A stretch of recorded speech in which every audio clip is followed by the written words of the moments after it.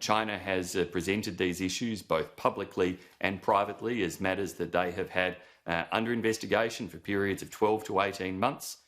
These are issues that they say are unconnected, and so it's in the best interests of Australia's farmers and exporters for us to approach these issues on their merits.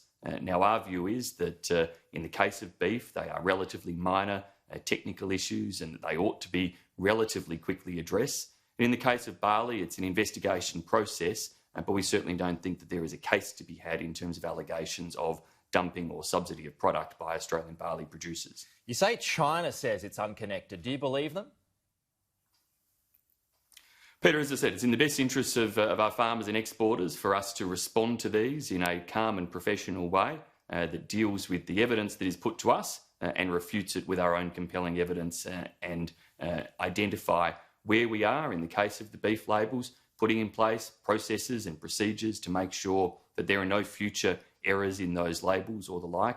And in the case of barley, to put forward the very clear economic, budgetary and other evidence that our barley farmers are nothing but the most productive and efficient in the world, who price their product competitively because they're just damn good farmers. The problem is, and I do agree with you there, the problem is, though, that you had these threats from China in recent weeks where they say, you know, they're not going to buy our beef, they're not going to buy our wine. Then you've got the problems with barley. Now you've got the suspensions on beef. I mean, it's got to be more than a coincidence, doesn't it? There's no doubt that Ambassador Cheng's comments a couple of weeks ago were unhelpful, and at the time I was very clear that in no way would Australia change our public health policies or our national security policies or any of our policy positions under threat of economic coercion, and that remains very much the case. And I can understand why commentators ask questions like you just have about linkage with those comments, but it's my job and it's the government's job to work in the best interests of our farmers and exporters, and for them, we need to work through these issues calmly, methodically, put the best case forward, and then we will, of course, all be able to judge the merits of the way in which these decisions are made by China on the outcomes against the evidence that's been provided. Could the wine industry be next?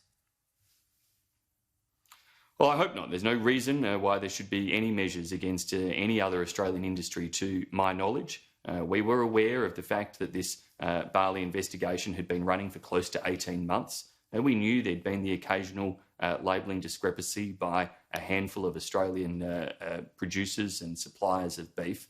So these matters were always possible that they would come to a head, and indeed in the case of barley, quite likely, because it was running to a fixed timeline. The clock started 18 months ago. It was always due to expire in the case of this week or two. Right. So, as I say, we will continue to work and put forward the best possible interests of Australia's farmers and producers. You know, our export volumes remain at record levels, including into China, including through this pandemic, with a record trade surplus recorded just in the last lot of trade statistics, which is a real credit to our exporting businesses. You do so. I mean, you say it's not going to be a trade war, but you've got these comments from the Global Times overnight, which is basically the mouthpiece for the communist government, that tariffs could be followed by more retaliatory measures. I mean, at the very least, is it intimidation? Well, again, I think those sorts of pieces of commentary are unhelpful. They're unhelpful when we are trying to approach these issues on their merits and on the substance of the arguments that are there. Now, every nation, and certainly our approach as a government, but every nation should really adopt the approach where they are firm in their policy positions, where they are strong in defence of their values, but they are respectful in terms of their language and engagement with one another.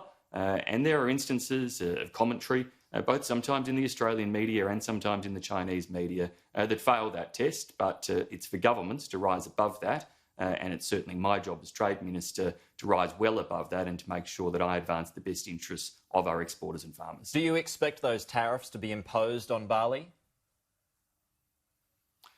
Look, obviously, the fact that a draft finding has been provided that suggests they will be means that we have an uphill battle from here. But we are going to put our best case forward.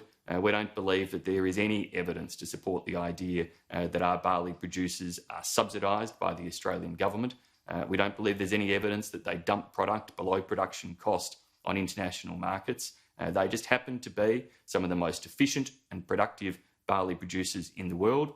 We will put back a strong case that deals with suggestions, for example, that investment in infrastructure along the Murray-Darling Basin somehow skews barley pricing. That's just a nonsensical argument. The vast majority of Australia's barley is produced by dryland farmers, not irrigated farmers, and there's no rationale to be counting that type of investment, which is about making our river system more sustainable for the future, as any type of subsidy. Just quickly and just finally, Minister, will the government push ahead with its inquiry against China over the origins of COVID-19?